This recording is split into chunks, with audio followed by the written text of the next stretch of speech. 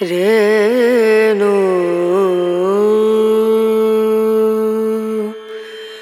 ರನ ರ ನಾ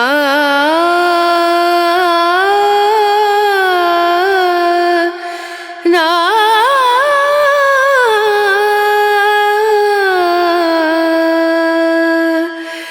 ರೇನು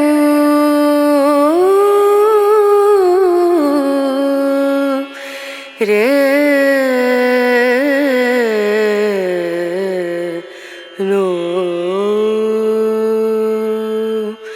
ಧೀಂ ಧೂಂ ಧನ ಧೀಂ ಧನ ಧೀಂ ಧೂಂ ಧನ ಧೀಂ ಧನ ಧೀಂ ಧೂಂ ಧನ ಧೀಂ ಧೂಂ ಧನ ಧೀಂ ಧನ ಉದನಿ ಧನಿ ಧನ ಧಿರಿ ಧನ ಉದನಿ ಧನಿ ಧನ ಧಿರಿ ಧನ ಧನ ಧಿಯನ ಧೀಂ ಧೂಂ ಧನ ಧೀಂ ಧನ ಧೀಂ ಧೂಂ ಧನ ಧೀಂ ಧನ ಧೀಂ ಧೂಂ ಧನ ಧನ ಧೀಂ ಧನ ಧೀಂ ಧನ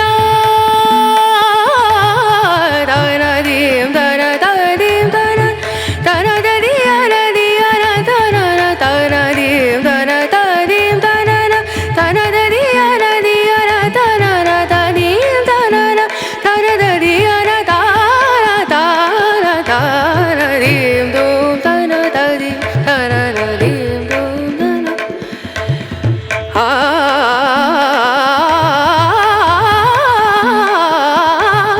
ಧೀಂ ಧೂಂ ಧನ ಧೀಂ ಧನ ಧೀಂ ಸರಿ ಗಮ ಮಮ ಗರಿ ಗಮ ಪದನಿ ಸರಿ ಧನಿ ಧನಿ ಧ ಸರಿ ಧನಿ ಸರಿ ಗರಿ ಸನಿ ರೆ ಸನಿ ಧನಿ ಸರಿ ಧ ಮಮ ಗರಿ ಧನಿ ರೆ ಧೀಂ ಧೂಂ ಧನ ಧೀಂ ಧೂಂ ಧನ ಧೀಂ ಧೂಂ ಧನ ಧೀಂ ಧೂಂ ಧ ನಾ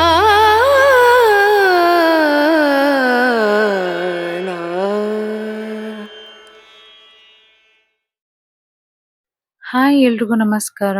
ಅರ್ಲಿ ಮಾರ್ನಿಂಗ್ ನನ್ನ ಡೇ ಸ್ಟಾರ್ಟ್ ಆಗುತ್ತೆ.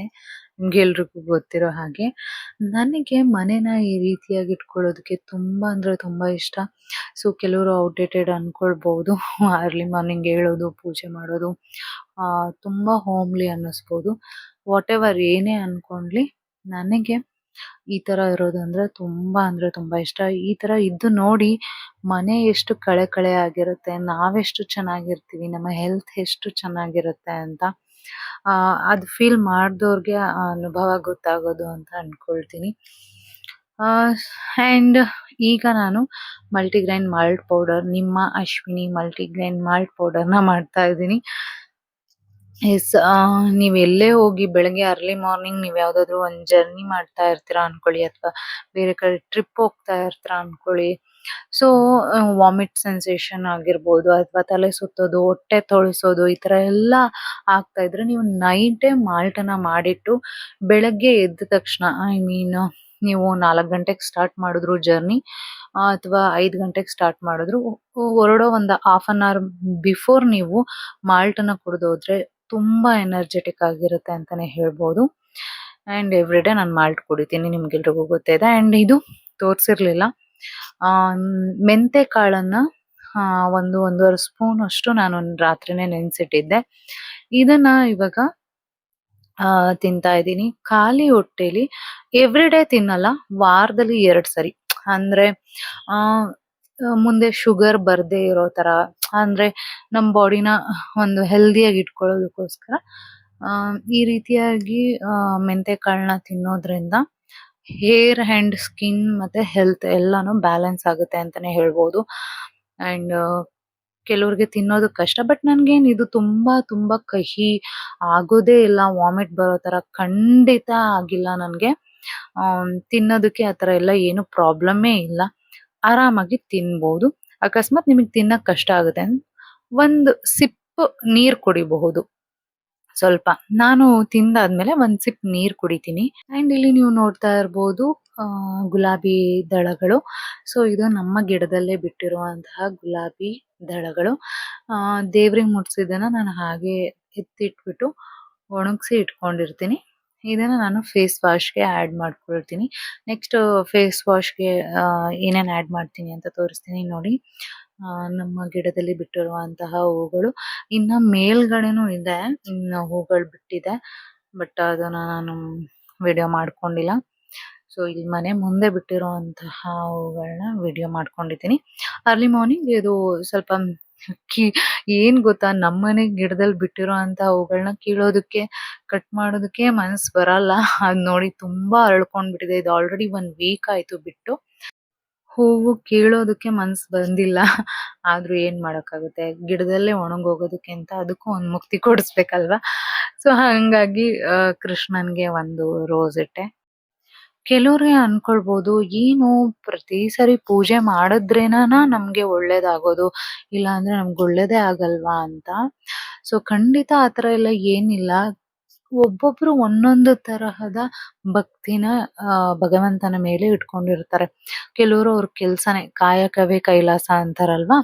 ಸೊ ಹಂಗೆ ಕೆಲ್ಸನೇ ದೇವ್ರು ಅನ್ಕೊಂಡಿರ್ತಾರೆ. ಇನ್ನ ಕೆಲವರು ಕೆಲ್ಸನೂ ದೇವ್ರು ಅನ್ಕೊಂಡಿರ್ತಾರೆ. ಜೊತೆಗೆ ಭಗವಂತನ ಆರಾಧನೆಯನ್ನು ಕೂಡ ಮಾಡ್ತಾರೆ.